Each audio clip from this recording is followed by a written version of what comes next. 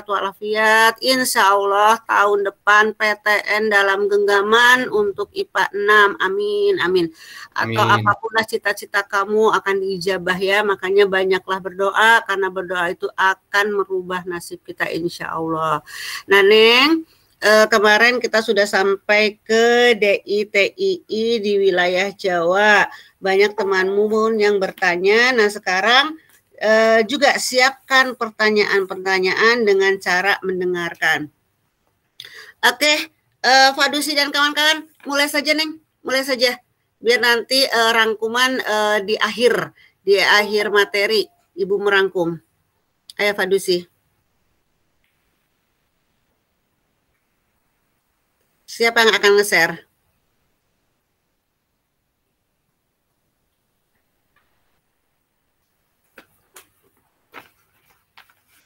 Ayo nak. Mulainya dari siapa sih? Mulainya dari Fadusi kan? Fadusi, Felicia, Felisa, Gerald, Habibah. Ayo segera Neng. Ya, Ibu izin screen share ya. Ya, sok. Yang lain nanti dengarkan ya.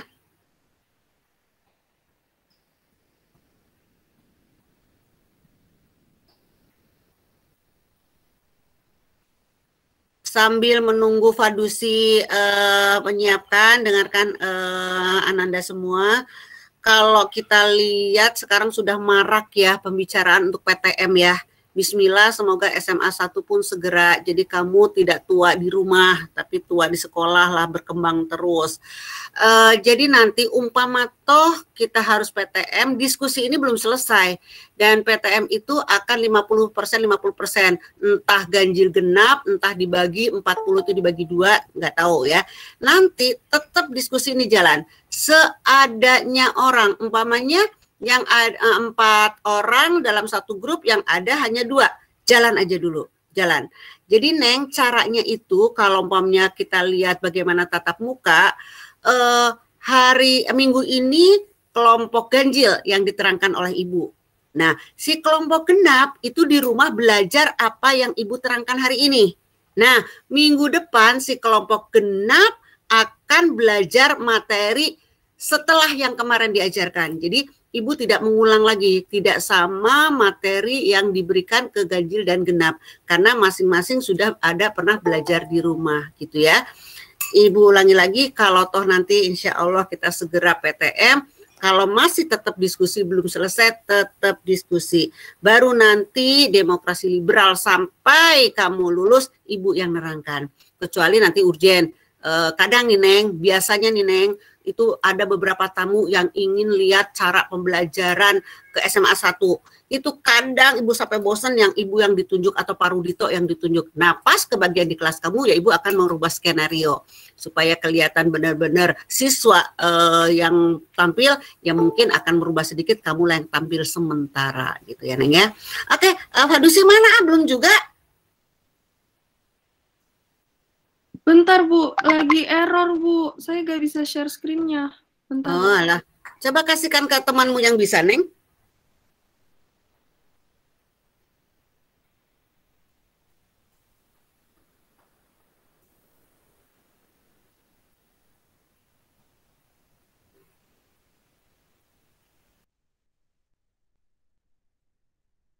Ibu jadinya Josephine Sarah yang share screen Bu.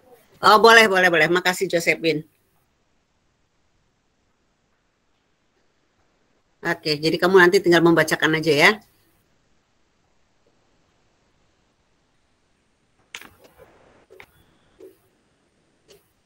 Nah sekarang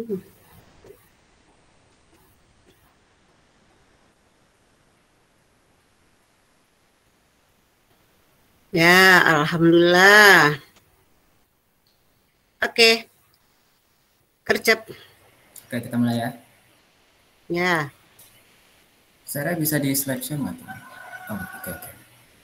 Oke, assalamualaikum warahmatullahi wabarakatuh. Selamat pagi semuanya. Waalaikumsalam. Kami dari kelompok 3 hari ini kami akan mempresentasikan hasil kerja kelompok kami tentang pemberontakan DITI di luar Jawa. Untuk anggotanya yang pertama adalah Fadusi Sindiadani absen 12, yang kedua Felicia Suryani absen 13, Yang ketiga Felicia Patricia absen 14, yang kelima Geraldika Revaldo Arya Rinding absen 15, yang terakhir Habibah Najla absen 16.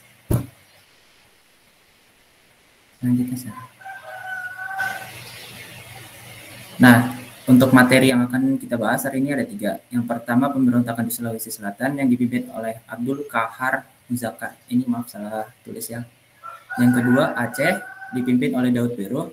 Yang ketiga Kalimantan Selatan yang dipimpin oleh Ibnu Hajar.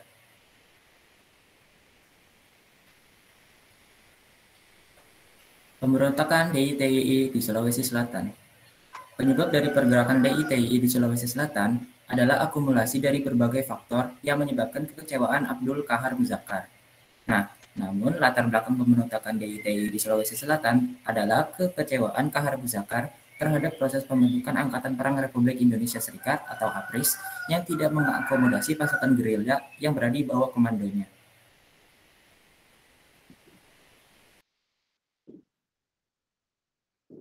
Latar belakang. Hal yang melatar belakangi pemberontakan tersebut adalah Kahar Muzakkar tidak setuju jika KGSS atau Komando Gerilya Sulawesi Selatan yang ia pimpin dibubarkan, yang dimana anggotanya akan dikembalikan pada masyarakat. Kahar Muzakkar menuntut agar anggota KGSS dimasukkan dalam sebuah kesatuan militer di mana ia menjadi pemimpin bernama Brigade Hasanuddin.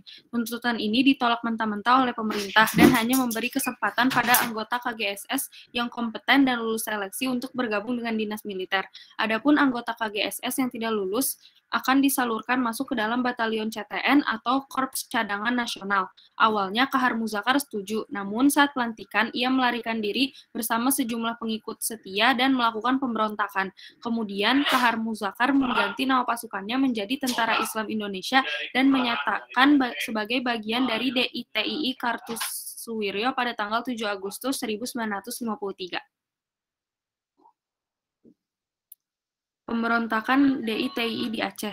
Pemberontakan DITII di Aceh dimulai pada tanggal 20 September 1953, dimulai dengan pernyataan proklamasi berdirinya Negara Islam Indonesia oleh Daud Bero.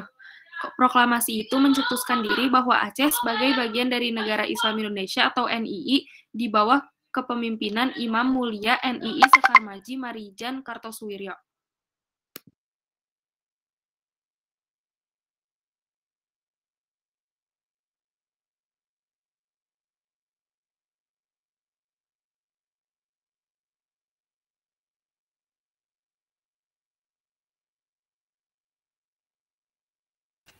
Ya, bagian siapa sekarang? Saya, Bu. Ya, Habibah. Pemicu langsung pecahnya pemberontakan adalah ketika pada tahun 1950 pemerintah menetapkan wilayah Aceh sebagai bagian dari provinsi Sumatera Utara. Para ulama Aceh yang tergabung dalam Persatuan Ulama Seluruh Aceh menolak hal ini. Bagi mereka, pemerintah terlihat tidak menghargai masyarakat Aceh yang telah berjuang membeli republik.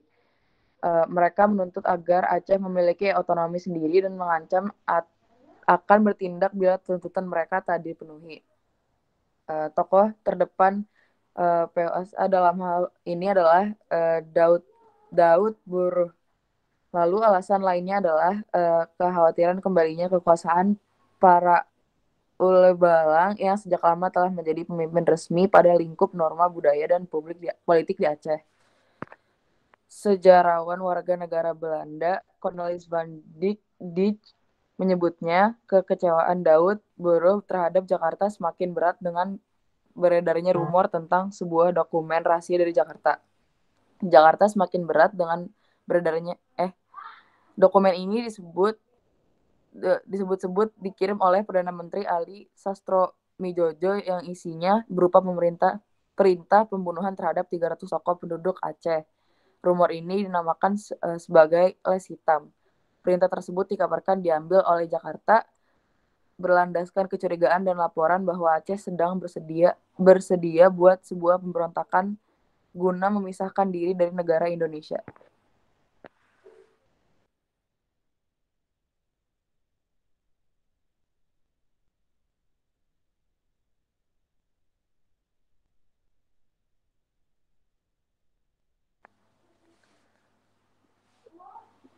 Daud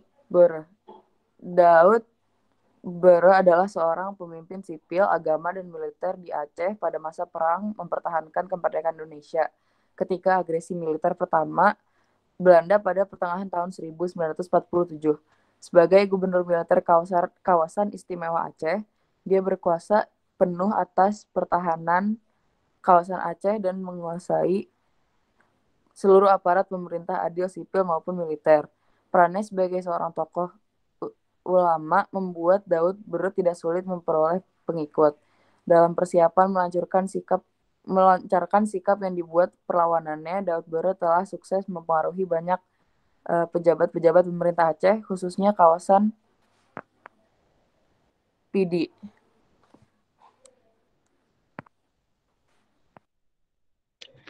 Upaya pemerintah dalam mengatasi pemberontakan. Untuk menumpas pemberontakan ITI di Aceh, pemerintah mengadakan dua pendekatan, yaitu secara kooperatif dan operasi militer.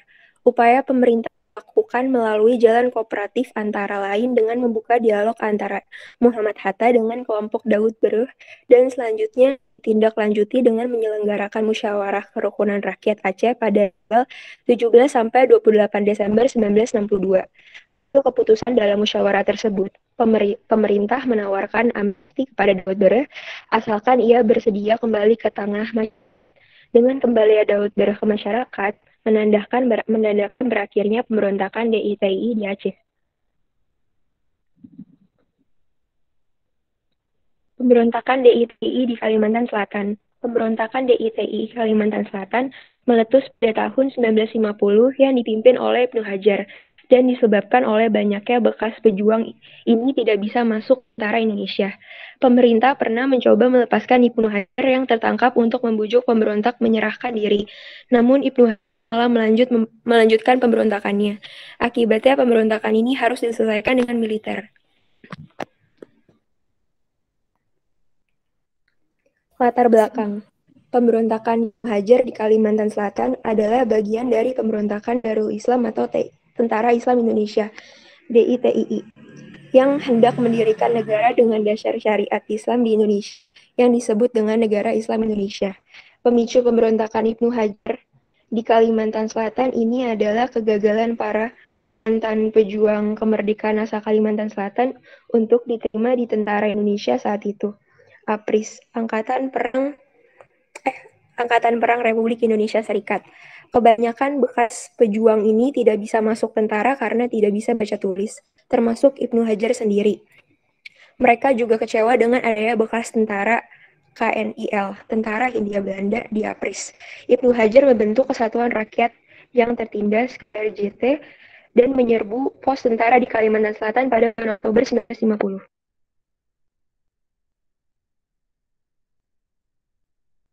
Selanjutnya ada Ibnu Hajar. Nama asli Ibnu Hajar adalah Angli atau Hadiri bin Umar. Sejak kecil, Ibnu Hajar adalah sosok yang pemberani.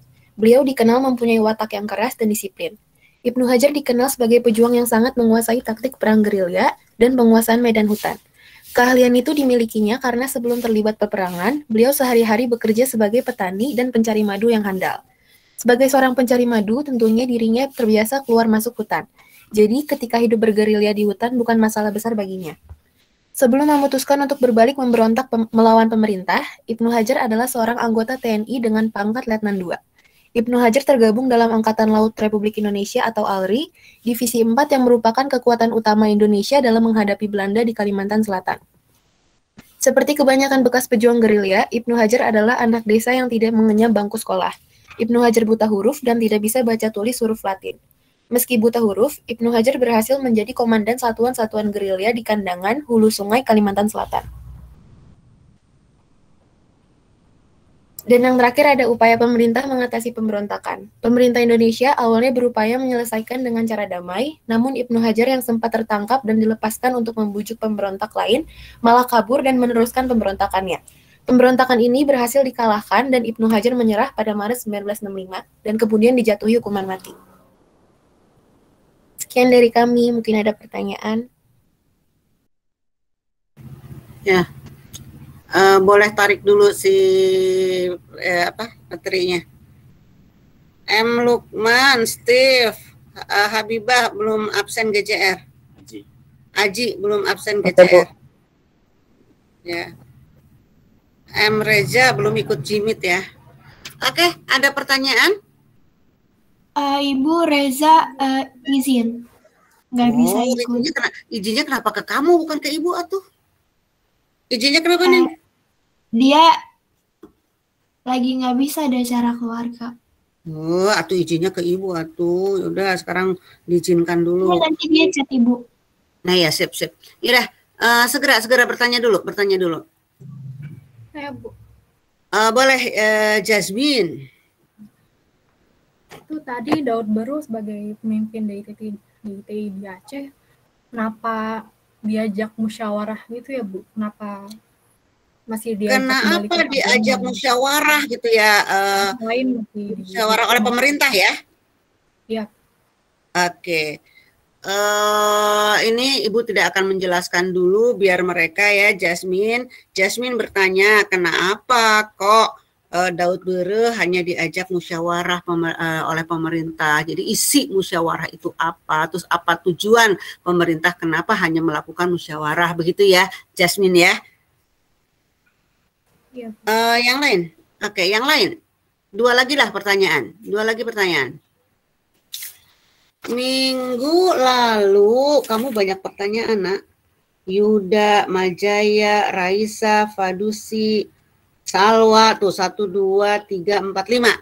Nah, sekarang coba selain Jasmine siapa lagi? Bu, saya mau nanya, Bu. Boleh. Gilang. Tadi kan kalau nggak salah ada pemerintahan Ule Balang ya? Itu siapa ya, Bu? Ule Balang. Iya.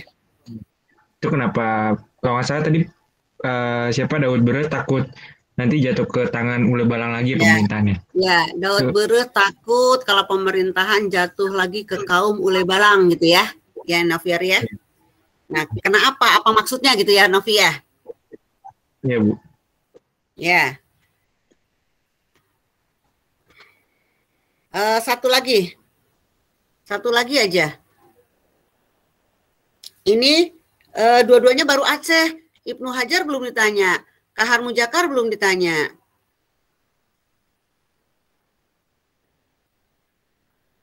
Satu aja lagi. Mungkin menanya, Bu. Boleh, Yuda. Untuk kelompok 3, saya menanya mengenai Ibnu Hajar, bagaimana seorang yang tidak bisa baca atau buta huruf itu diamanahin menjadi suatu komandan dalam pemberontakan. Udah itu aja. Oke, bisa menjadi komandan.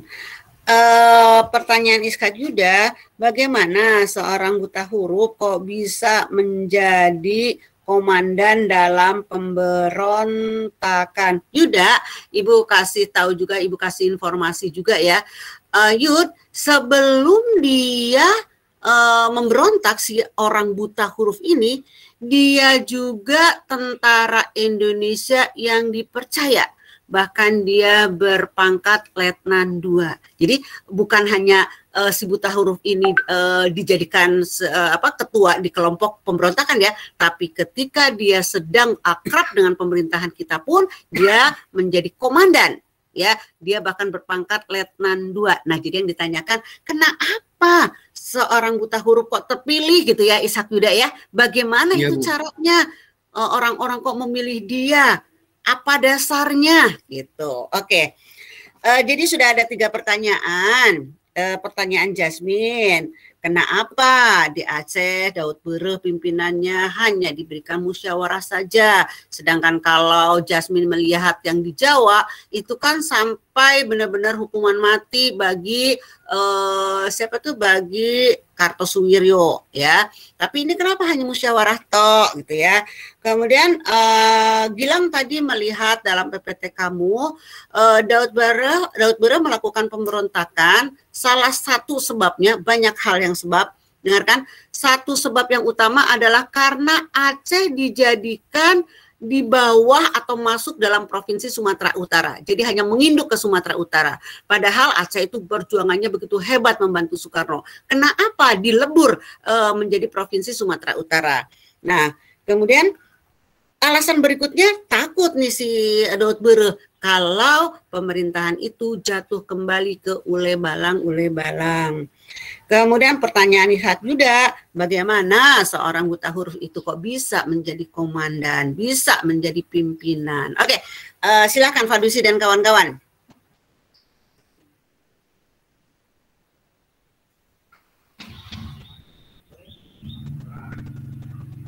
Ya, kamu rangkum. Pertama, aku Iya, Gera. dulu yang mau Jasmine ya tadi ya, yang boleh. baru itu diajak bermusyawarah, bukannya hukuman yang lain. Pertama-tama kita harus lihat dulu sebelum dia melakukan musyawarah itu kan mereka pemerintah Indonesia kan melaksanakan operasi militer. Nah, tapi setelah bertahun-tahun operasi militer ini dijalankan, ternyata hasilnya kurang efektif. Nah, oleh karena itu ditempuh jalan diplomasi yang kedua dengan diadakan bermusyawarah, yaitu musyawarah kerukunan rakyat Aceh pada tanggal 17 sampai 28 Desember 1962. Nah, ternyata jalan ini tuh berhasil gitu. Jadi ya sudah, permasalahan inilah sudah selesai. Ya, Jasmine, itu jawaban dari kelompok 3 yang diwakili oleh Gerald ya. Jadi sebenarnya Jasmine tidak langsung ke musyawarah toh ya, ada operasi militer. Ya, tapi ternyata berkepanjangan nih Opmil karena Daud Bere bertahan, tetap aja melakukan pemberontakan. Tapi atas jasanya rakyat Aceh, Soekarno juga melihat lah. Bahkan Soekarno sendiri pada bulan Juni 1948 pernah menjanjikan, ini yang membuat Daud Bere marah, pernah menjanjikan bahwa nanti Aceh akan terbentuk menjadi daerah istimewa Aceh. Itulah yang membuat Daud Bere marah ketika harusnya jadi daerah istimewa Aceh kok langsung dijadikan di bawah Sumatera Utara, tidak menjadi provinsi yang otonom. Nah, akhirnya dilakukanlah musyawarah kerukunan rakyat Aceh diwakili oleh Kolonel Yasin dan berhasil. Di situ pemerintah mengembalikan janjinya.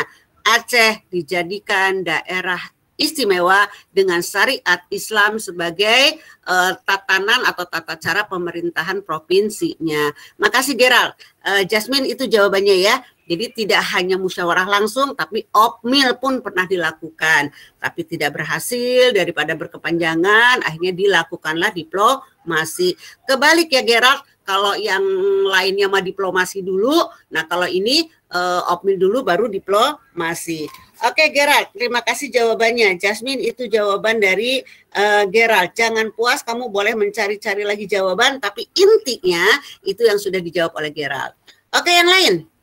Yang lain, ya jawaban untuk Noviori dengan Ishak Yuda.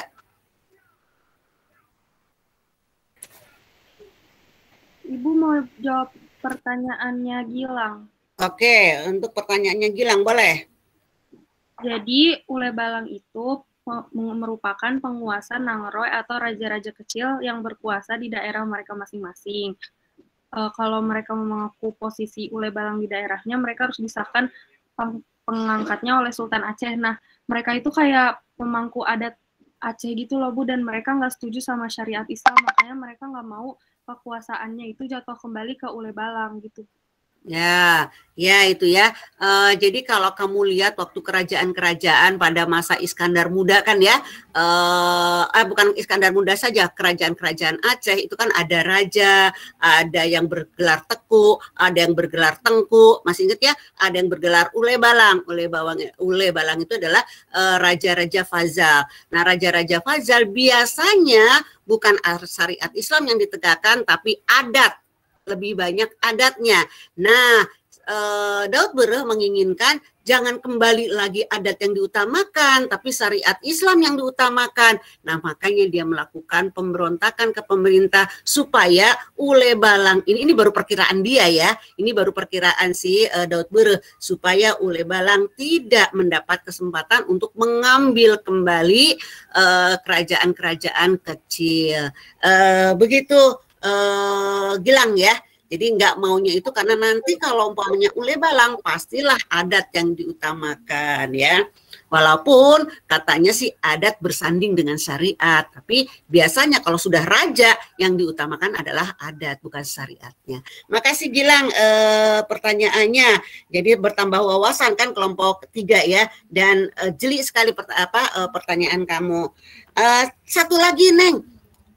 Fadusi dan kawan-kawan, kalau kamu rapi sekali menjawab pertanyaannya Yuda, itu Ibu kasih kamu pemahamannya A++. Berarti kamu paham, tidak hanya memindahkan materi saja. Oke, bagaimana bisa itu si buta huruf? Ayo, segera supaya dapat A++. Kelompok 4, mulai kamu bersiap-siap ya. Hanum sampai Kaila. Ya, Fadusi dan kawan-kawan, bagaimana nih si buta huruf kok bisa menjadi komandan pemberontakan? Ibu nambahin, bukan komandan pemberontakan Yuda, awal ketika dia masih menjadi bergabung dengan Republik Indonesia Serikat pun dia sudah dijadikan komandan. Dia berpangkat Letnan 2, padahal buta huruf.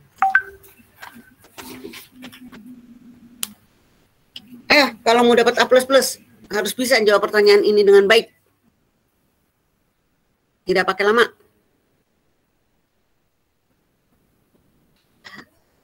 Fadusi dan kawan-kawan, kamu berangkat dari ketika kita mempertahankan kemerdekaan.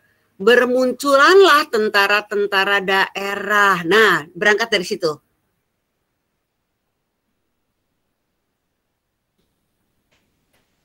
Kalau bermunculan tentara daerah berarti bagaimana tentara kita?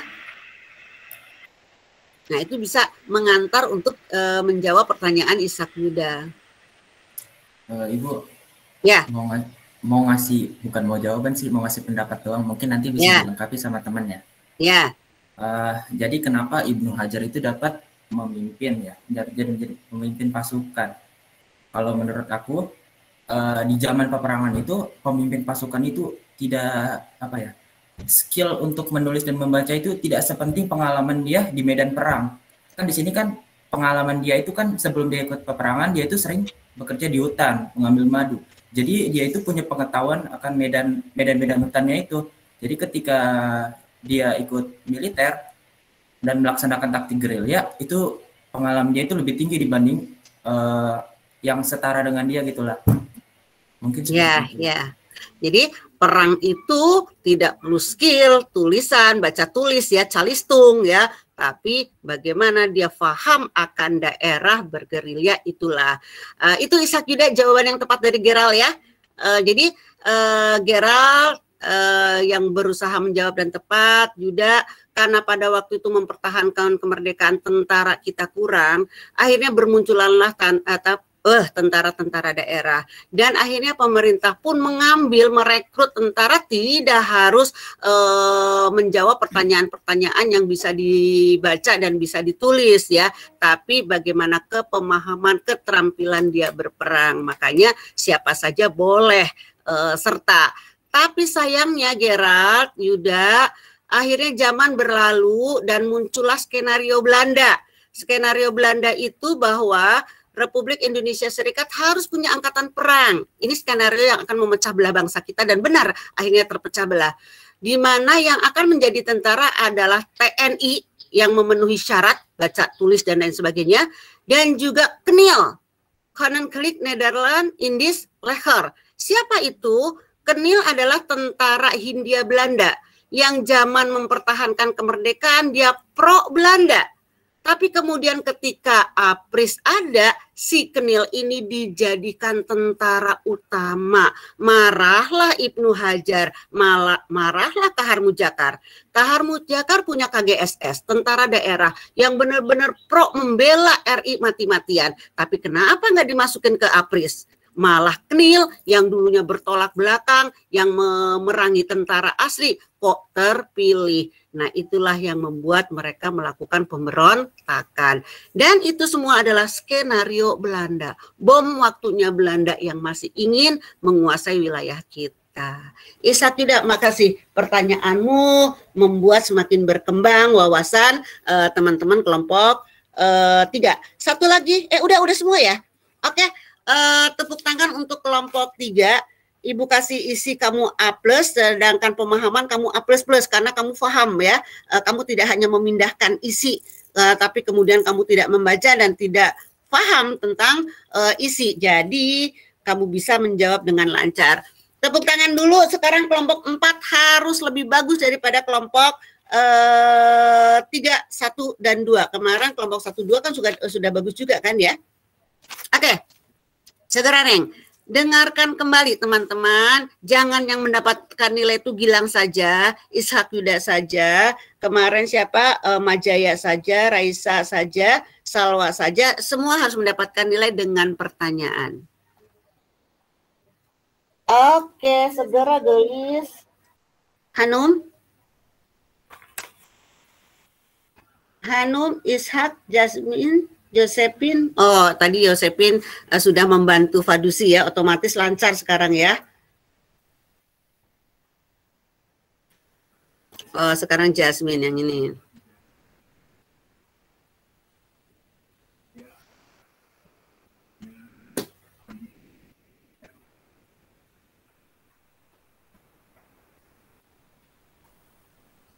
Ya.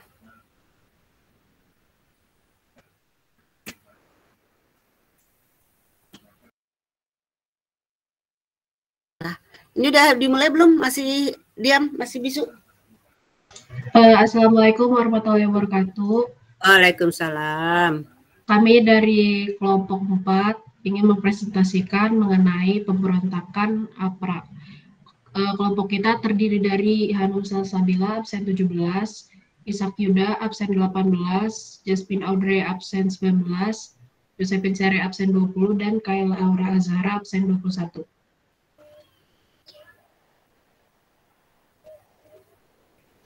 Bisa di next. Latar belakang berawal dari APRIS, yaitu Angkatan Perang Republik Indonesia Serikat yang terdiri atas gabungan tentara KNIL, Belanda, dan TNI. Yang kedua, latar belakangnya KMB atau Konferensi Meja Bundar yang diselenggarakan di Den Haag pada tahun 1949 menghasilkan rencana akan dibubarkannya negara Republik Indonesia Serikat. Akhirnya, Raymond Westerling bekerja sama dengan Sultan Hamid II untuk mendirikan APRA atau Angkatan Perang Ratu Adil. APRA bersifat pro-Belanda yang menentang pengaruh pemerintahan Soekarno karena Belanda ingin menjajah atau setidaknya menanam kepentingan-kepentingan politik dan ekonominya di Indonesia.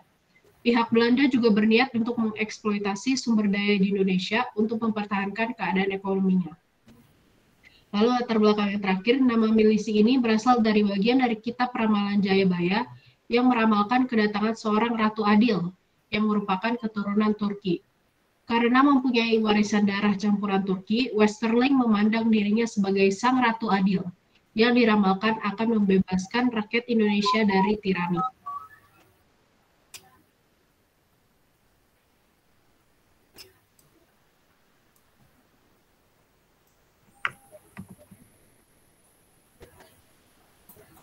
Tujuan pemberontakan APRA. 1. Mempertahankan negara RIS.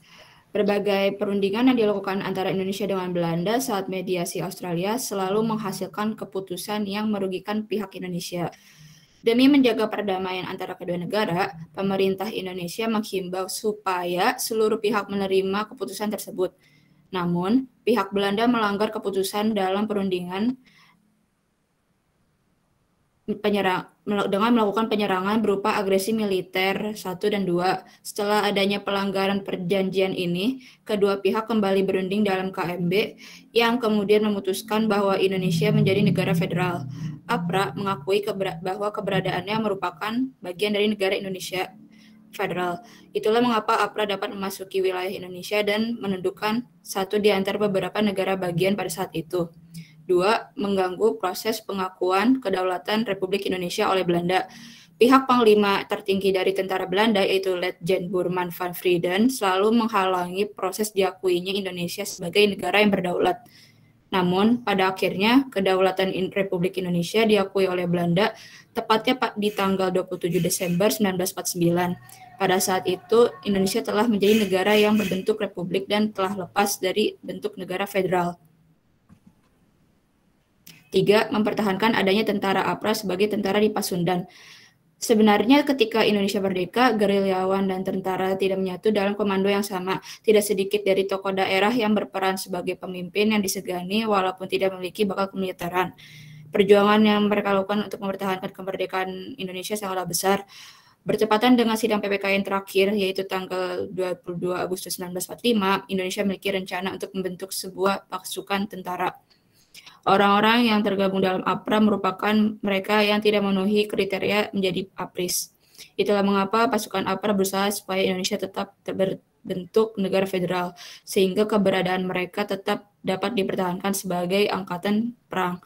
Salah satu hal yang dilakukan APRA yaitu melakukan penyerangan kepada divisi Siliwangi pada Januari 1950, di mana tujuan utama yang ingin dicapai yaitu agar APRA menjadi tentara di Pasundan.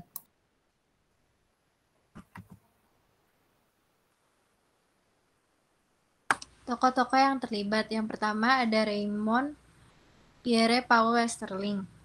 Dia adalah pemimpin APRA di Bandung. Tugasnya sebelum APRA, dia memimpin dalam pembantaian Westerling di Sulawesi Selatan.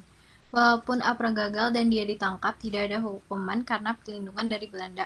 Yang kedua ada Anwar Djokro Aminoto. Dia adalah Perdana Menteri ketiga Pasundan dan anggota KNIL Koninklijke Nederlands Indisch Leger. Tugasnya membantu pemberontakan APRA Pasundan. Ini wilayah bekas jajahan, harusnya masuk NKRI, tapi dia tidak memberikan keputusan. Yang ketiga ada Komisaris Besar Yusuf. Dia adalah orang yang membantu dalam bidang militer dan tentara. Tugasnya berkhianat membantu pemberontakan APRA. Yang keempat ada RAA Male Wiranata Kusumah. Dia adalah wakil pemerintah RIS di negara bagian Pasundan. Tugasnya membantu pemberontakan APRA, mundurin diri pada 1950. Yang kelima ada Syarif Abdul Hamid Al-Qadri. Dia adalah putra sulung Pontianak ke-6, gelar Sultan Hamid II. Tugasnya ngomporin Westerling untuk tetap pro-federal karena ingin mimpin Kalimantan.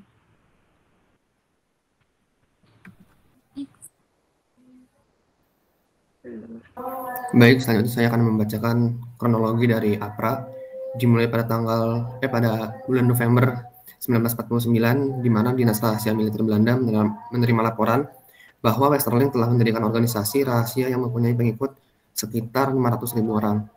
Lalu pada tanggal 5 Desember 1949, Westerling ini menelpon Legend Burman van Vreden dan menanyakan pendapat mengenai kudeta terhadap Soekarno pada saat penyerahan kedaulatan. Terus pada tanggal sekitar akhir Desember, Van Vreden ini menyuruh Westerling untuk jangan ngelakuin tindakan kudetanya. Kenapa? Karena si Van Vreden ini adalah orang yang bertanggung jawab dan yang ibaratnya itu important buat penyerahan kedaulatan Indonesianya. Jadi kalau misalkan Van Vreden ini, kalau pihak Belanda ini ada kudeta, yang kena juga bakal Van Vreden sebagai orang yang bertanggung jawab. Lalu pada tanggal 5 Januari 1950, Westerling ngasih surat ultimatum ke RIS atau Republik Indonesia Serikat yang tujuannya itu adalah untuk menuntut RIS menghargai negara-negara bagian, terutama negara Pasundan, dan juga RIS harus mengakui APRA sebagai tentara Pasundan. Nah, si Westerling ini memberi waktu 7 hari untuk RIS memberikan jawaban positif atau yang tidak mengoposisikan tujuannya, yaitu mengkudeta. Karena kalau ditolak oleh RIS ini, si Westerling ini bakal melakukan tindakan yang bisa dibilang merusak Indonesia lah, kayak ibaratnya perang besar. Nah, atas perlakuan Westerling ini menuntut ke RIS ini, itu tuh membuat pemerintah Belanda yang baru nyampe Indonesia tuh gelisah. Jadi kayak orang yang baru nyampe di Indonesia tuh orang Belandanya bingung dan panik juga kenapa Westerling kayak gini-gini. Lalu pada tanggal 23 Januari 1950, Westerling melaksanakan kudeta APRA di Bandung. APRA juga menyebut Jakarta, namun tidak berhasil. Dan pada tanggal 17 Agustus 1950, Muhammad Hatta sebagai Perdana Menteri RIS melakukan perundingan dengan KTB atau Komisi 3 Belanda dengan menghasilkan percepatan pembubaran RIS dan kembali ke NKRI. Ya, bisa dilanjut. Kemunduran APRA. Pemerintah RIS menempuh 2 cara untuk menumpas pemberontakan APRA di Bandung, yaitu dengan melakukan tekanan terhadap pimpinan tentara Belanda dan melakukan operasi militer. Perdana Menteri RIS Hatta mengutus pasukannya ke Bandung dan mengadakan perundingan dengan Komisaris Tinggi Belanda di Jakarta. Hasil dari perundingan tersebut, Westerling didesak untuk meninggalkan kota Bandung. Gerakan APRA semakin terdesak dan dan terus dikejar oleh pasukan APRIS bersama rakyat, dan akhirnya gerakan APRA dapat ditumpas. Yang terakhir yaitu dampak pemberontakan APRA. Banyaknya tentara yang gugur, salah satunya adalah Letnan Kolonel Lembong. Pemberontakan ini menewaskan 79 orang dari anggota APRIS dan masyarakat. Adanya pemberontakan APRA ini menyebabkan terganggunya kehidupan masyarakat karena teror yang diakibatkan penyerangan ke Bandung. Nah, terus ada masalah keuangan negara yang digunakan dalam pembiayaan operasi militer untuk menumpas APRA. Pemerintah ini terpaksa untuk mengeluarkan jumlah dana yang besar agar dapat membiayai tugas dan membuat sebuah kesepakatan penyatuan dalam membasmi para pengikut dan anggota APRA. Karena tentara yang dibasmi dengan semena-mena menyebabkan suasana yang suram dan keamanan yang harus diketatkan untuk menjaga agar tidak ada korban baru dari pemberontakan APRA. Sekian perspektif dari kelompok 4. Kurang lebihnya mohon maaf. Terima kasih. Ya, tarik lagi dulu. Boleh siapkan pertanyaan. Inilah awal bom waktu lagi ya. Belanda menginginkan tetapnya Indonesia menjadi lahan ekonomi mereka, dan akhirnya makanya dimanfaatkanlah Kenil untuk masuk ke APRIS. Ternyata banyak orang-orang Kenil yang gundah karena dia tidak nyaman duduk satu ruangan dengan TNI. Begitu juga TNI tidak suka. Nah, akhirnya terdengar kabar bahwa RIS ini akan dibubarkan, Indonesia akan menjadi negara kesatuan Republik Indonesia. Inilah yang membuat Raymond Westerling tidak mau menjadikan Republik Indonesia itu tidak lagi bergabung dengan RIS atau pembubaran RIS. Oke, siapa mau bertanya? Kegalauan dari Raymond Westerling akhirnya membentuk APRA. Siapa mau bertanya?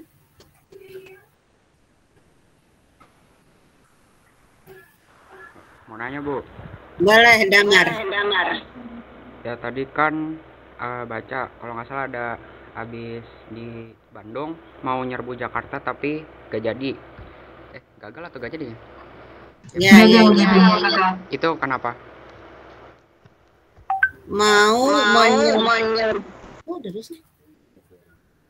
Mau menyerbu Jakarta tapi tidak jadi gitu ya, kenapa? Oke. Pertanyaan Damar, tadi katanya ada mau catatan di situ di PPT mau menyerbu ke Jakarta, tapi kenapa tidak jadi atau tidak jadi apa gagal, Mar? Tidak jadinya itu karena ya, sip. Pertanyaan berikutnya baru Damar saja, 2. Saya mau bertanya, Bu. Boleh, Feral. Tadi kan APRA itu gagal masuk. APRA itu kan karena gagal masuk kriteria APRIS. Nah, kriteria APRIS itu apa ya, Bu? Oke, gagal. Kriteria APRIS itu apa saja? Oke. APRA, jangan APRA ya, Westerling itu melakukan pemberontakan karena gagal masuk APRIS, tidak dimasukkan dalam APRIS. Apa sih kriteria APRIS itu? Oke. Satu lagi. Oke, Steve. Akhir dari APRA, kenapa nggak? Ya maksudnya kalau yang sebelum-sebelumnya misal ada yang dibunuh atau ditumpas habis gitu kan? Iya. Ini kayak hilang aja APRA, kayak bubar. Oke. Secara sendiri aja gitu. Betul, Steph tadi melihat ya seolah-olah hilang begitu saja gitu ya, nggak ada apa ya penumpasannya secara serius ya. DTI ada, PKI ada gitu kan. Iya, seolah hilang begitu saja. Oke. Ya, maksudnya sambil tambahannya, mereka nih statusnya apa? Apakah mereka bagian dari warga Indonesia waktu itu atau kayak orang tanpa warga negara aja gitu? Jadinya. Oke, mereka warga negara Indonesia atau tanpa kewarganegaraan gitu ya? Iya, jadi kayak nggak dianggap apa-apa juga gitu. Ada atau nggak adanya. Oke, paham ya pertanyaannya Steve ya. Jadi kalau Steve menelaah, kalau dari mulai kita G30 SPKI, operasi militernya begitu gencar, kemudian ditembak mati dan lain sebagainya ya, tadi sampai Ibnu Hajar, Kahar Mujakar ya. Nah, tapi kalau ini kok kayaknya hilang begitu saja, kayaknya pemerintah nggak serius menangani si APRA ini. Kemudian ini si statusnya si APRA itu apa? Apakah dia warga negara Indonesia atau siapa gitu ya? Itu pertanyaan dari Steve. Oke, silahkan diramu dalam waktu 1 menit.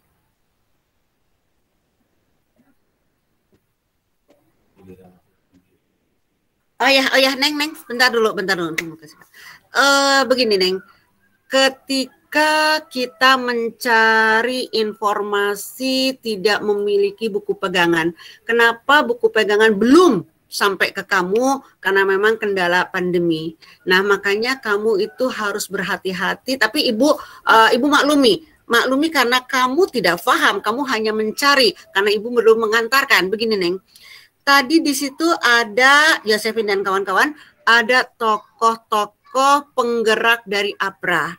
Sultan Hamid, ya, Sultan Hamid 2 kecewa karena dia inginnya menjadi Menteri Pertahanan, tapi dia hanya menjadi Menteri Portofolio. Ada Wiranata Kusumo, betul. Kemudian yang Ibu yang harus kamu hapus, Neng, itu kamu salah mengambil gambar. Bukan kamu, karena pasti kamu mendapatkan informasi entah dari mana kan ya. Nah, yang entah dari mana ini mengambilnya mungkin asal. Begini, Neng, kamu lihat, Josephine dan kawan-kawan, kamu lihat. Salah satu di situ adalah Kombes Yusuf. Ada kan tadi ya? Neng, jangan pakai gambar itu. Itu kebanyakan kalau Ibu lihat Google, ketika kemarin anak IPA 1 mengumumkan bahwa inilah yang terlibat, Ibu kaget. Nah, yang di fotomu itu bukan Kombes Yusuf, itu adalah M. Yusuf. Hati-hati.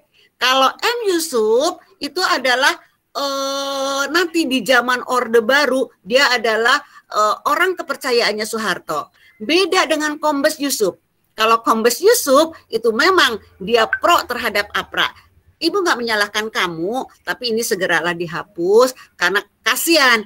Si M. Yusuf ini adalah orang yang berjasa sekali dalam tatanan Orde Baru. Nah, kok kamu jadikan menjadi orang APRA ya. Jadi memang kalau umpamanya nyari si Kombes Yusuf itu memang sulit sekali wajah si Kombes Yusuf dicari. Akhirnya orang-orang senemunya ambil aja fotonya M. Yusuf. Sayang sekali, jadi jangan ya, nanti kita dipermasalahkan. Jadi hapus saja tulis aja Kombes Yusuf tapi tidak menampilkan wajah. Itu rata-rata, Neng. Ibu cari di Google itu anak ITB ya, punya presentasi yang menampilkan M. Yusuf, bukan Kombes Yusuf. Jadi jangan. Kalau M. Yusuf nanti ketika Orde Baru kita paham siapa beliau. Pada masa tahun 1950-an dia adalah ajudan dari A.E. Kawilarang. Dia juga berusaha menumpas pemberontakan-pemberontakan ini, si M. Yusuf ini. Jadi si Kombes Yusuf bukanlah M. Yusuf. Oke ya, kamu hapus dulu ya Josephine dan kawan-kawannya, Jasmine ya. Oke, mulai, Neng. Dijawab pertanyaannya satu demi satu. Tadi pertanyaannya Damar itu kenapa niatnya untuk menyerang Jakarta gagal ya? Nah, niat mereka untuk melakukan kudeta ke Jakarta itu gagal karena suplai senjata yang mereka tunggu itu gak datang-datang. Suplai yang mereka tunggu nggak datang-datang. Suplai senjatanya. Ya, suplai senjata. Emang siapa yang akan menyuplai, Hanum?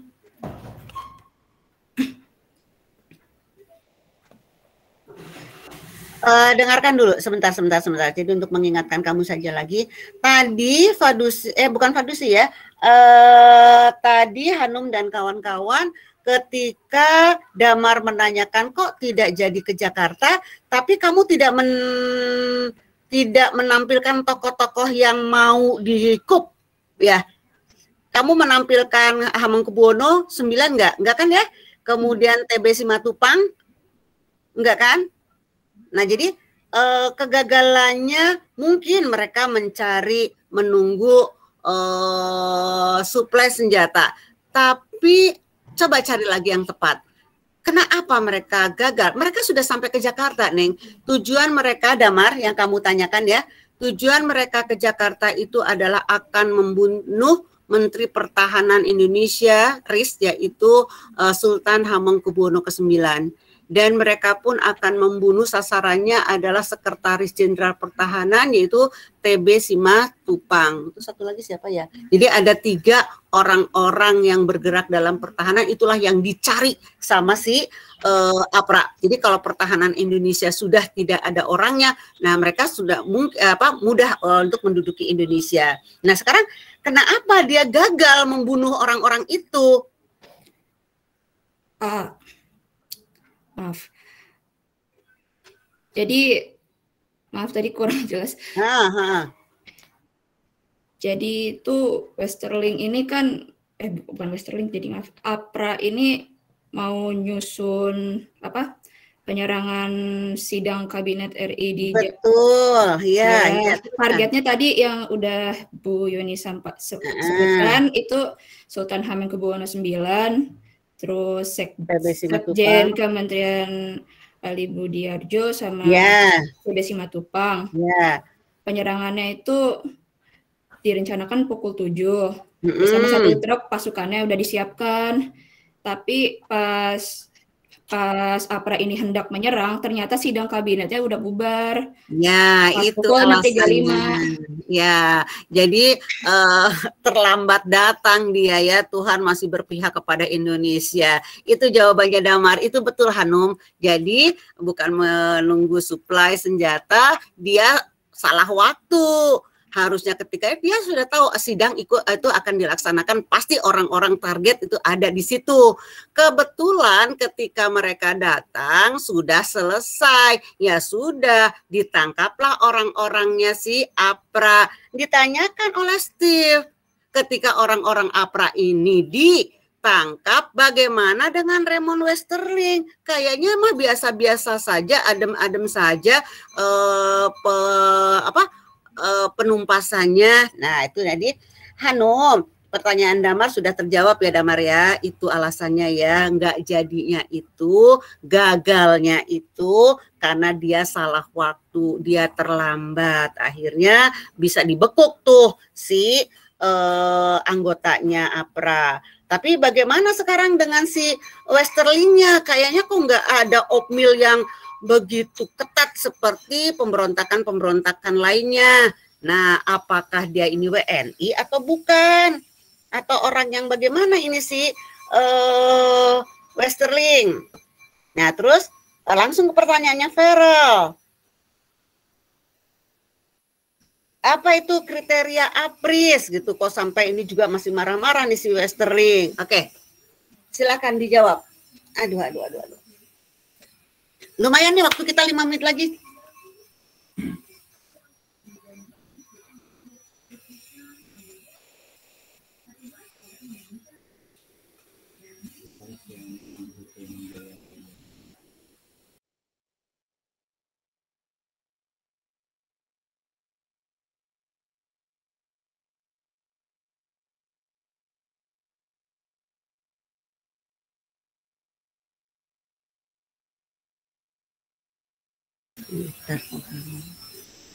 Ayo gimana ini jawabannya?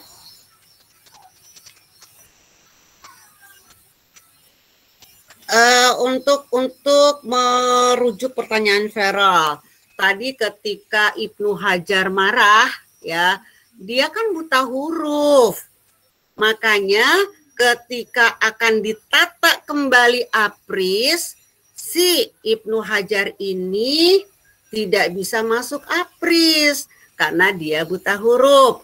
Jadi salah satu kriteria Feral, salah satu syarat masuk APRIS ya nggak bisa, ya harus bisa baca dan tulis. Nah kriteria-kriteria lainnya apa? Jawab oleh kelompok 2, kelompok 4. Nah sokah Neng, salah satunya harus bisa baca tulis. Tadi karena ya kita udah membahas Ibnu Hajar kan.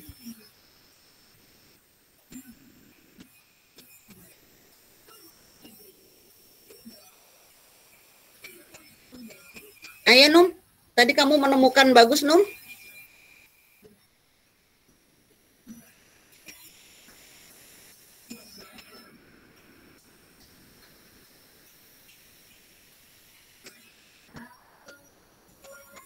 Yes?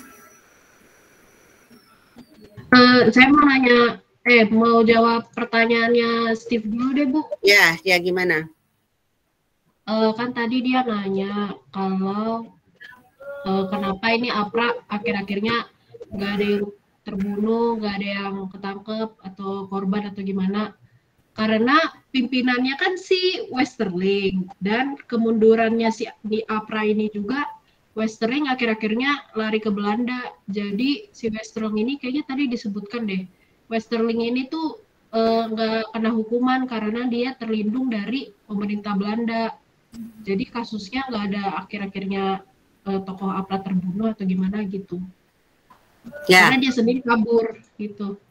Steve, jadi jeli sekali pengamatan kamu ya, kok seolah-olah operasi militernya tidak sekuat yang lain. Karena betul kata Josephine, ternyata Westerling ini mendapat perlindungan dari negeri Belanda. Ya, jadi walaupun dia penjahat perang pada waktu itu, dia selalu dilindungi. Steve, si Westerling ini sering dikenal sebagai tangan hitamnya orang Belanda. Tadi kamu di PPT kamu baca ya, dia sebenarnya udah ngomong ke Van Frieden ya, Panglima Tinggi Belanda di Indonesia. Dia akan melakukan coup terhadap Soekarno. Sebenarnya Van Frieden setuju, tapi tidak menangkap. Tidak setuju, tapi tidak menangkap. Jadi Van Frieden dan orang-orang Belanda itu biarlah si Westerling ini ngacoin Indonesia.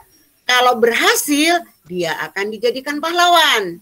Tapi kalau tidak berhasil, ya udah dia akan dilakukan hukuman dan lain-lain dan sebagainya. Tapi ternyata tidak. Dia selalu dilindungi oleh pemerintahan Belanda. Dia bisa kabur ke Singapura dengan menggunakan pesawat Catalina karena ada perlindungan.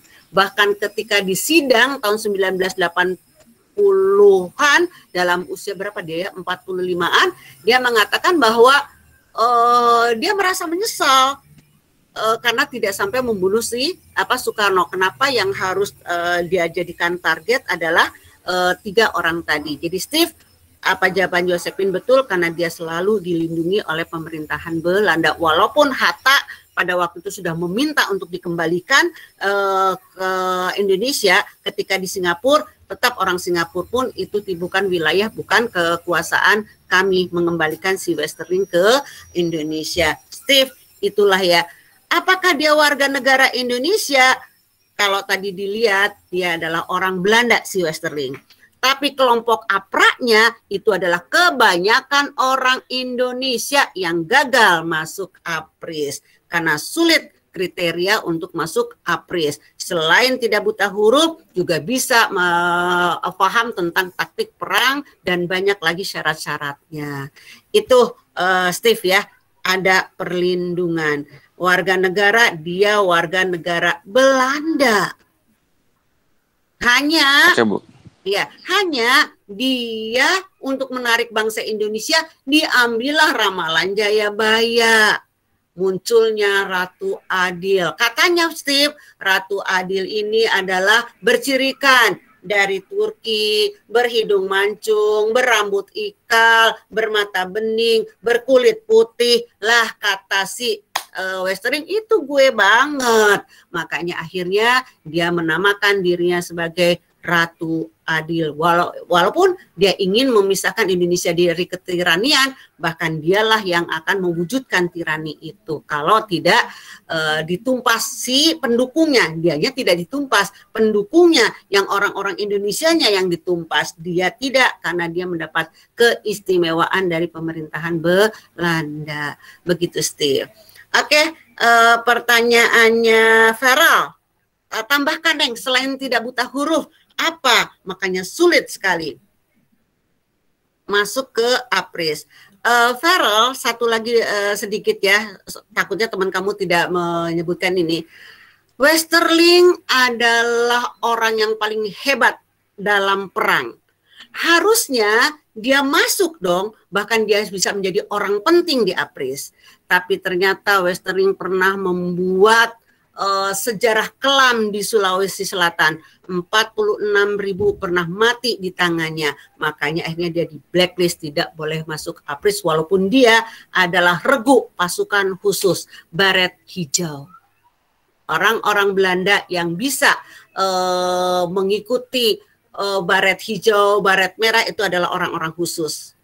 Tapi dia tertolak masuk ke APRIS karena apa? Karena dia pernah membuat sejarah kelam di Indonesia. Jadi si Van Frieden juga merasa dilarang lah kalau dia masuk ke APRIS karena dia sudah menodai daerah jajahannya. Begitu.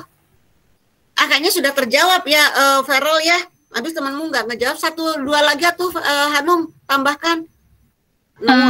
Saya izin tambahin ya Bu. Jadi, boleh sok Neng, iya Neng, iya. Berhubungan sedikit sih, jadi APRIS ini juga Angkatan Perang Republik Indonesia Serikat itu gabungan tentara KNIL Belanda dan TNI.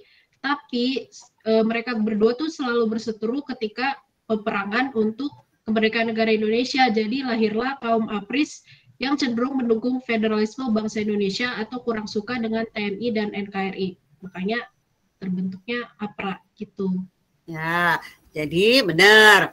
Jadi muncullah APRA karena mereka orang yang terpinggirkan, mungkin tidak terjamah oleh oleh pemerintahan Indonesia, akhirnya mereka membentuk APRA sendiri ya. Siapa tahu nanti Westerling menang, dia bisa duduk nyaman di pemerintahannya Westerling. Oke, Yosepin, terima kasih. Sudah selesai, melebihi waktu 3 menit.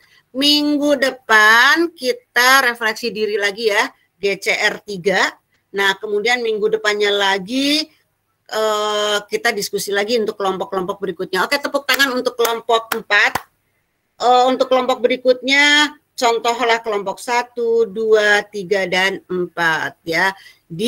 Kalau kamu mencari yang betul-betul Ibu maklumi Yosepin dan kawan-kawan memang karena tidak tahu bagaimana wajahnya Kombes Yusuf, akhirnya naruh si M Yusuf ya.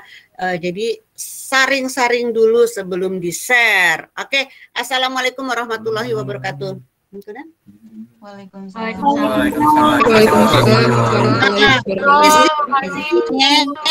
Isi kamu dapat A++ ya. Makasih. Isi kamu dapat A++ pemahaman juga lah karena kamu bisa menjawab. Steve, kamu belum absen, Steve. Kamu boleh keluar. Steve belum absen. Izin live ya, Bu. Ya, sip. Silakan. Udah ini nggak boleh sama gue.